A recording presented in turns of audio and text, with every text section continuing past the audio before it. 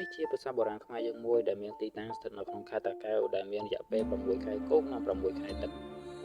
នេះគឺប្រាសាទភ្នំដាដែលបានកសាងឡើងក្នុងរជ្ជកាលព្រះបាទរុទ្រវរ្ម័នហើយកសាងឡើងក្នុងសតវត្សទី6នៃគ្រិស្តសករាជប៉ុន្តែក៏បានកសាងឡើងម្ដងទៀតនៅសតវត្សទី11នៃគ្រិស្តសករាជគឺកសាងឡើងដោយព្រះបាទសូរ្យវរ្ម័នទី1ដើម្បីឧទ្ទិសទៅដល់ព្រះនរាយណ៍ដែលជាអាទិទេពនៃព្រហ្មញ្ញសាសនា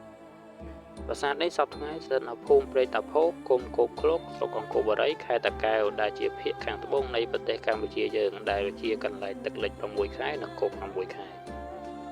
ប្រាសាទភ្នំដានេះជាប្រាសាទតូចដែលត្រូវបានកសាងឡើងនៅលើភ្នំតូចមួយដែលមានកម្ពស់40ម៉ែត្រដែលជាភ្នំទំនងប្រហែលជាអតីតរាជធានីដំបូងគេបង្អស់របស់ខ្មែរយើង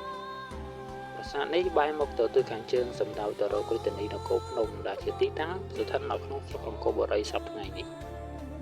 ប្រាសាទភ្នំដានេះជាប្រាសាទដែលកសាងឡើងអំពីឥដ្ឋនិងថ្មបាយក្រៀមលាយជាមួយនឹងថ្មភក់ដែលមានរាងការ៉េជាជ្រុងនីមួយមាន12ម៉ែត្រនិងមានកម្ពស់18ម៉ែត្រប្រាសាទនេះមិនមានការចតាទេប៉ុន្តែមានទ្វារបិឆោតចំនួន3និងទ្វារពិតមួយនៅជញ្ជាំងខាងជើងនិងនៅជញ្ជាំងខាងក្រោមក្រាស់ខុសប្លែកពីប្រាសាទនានា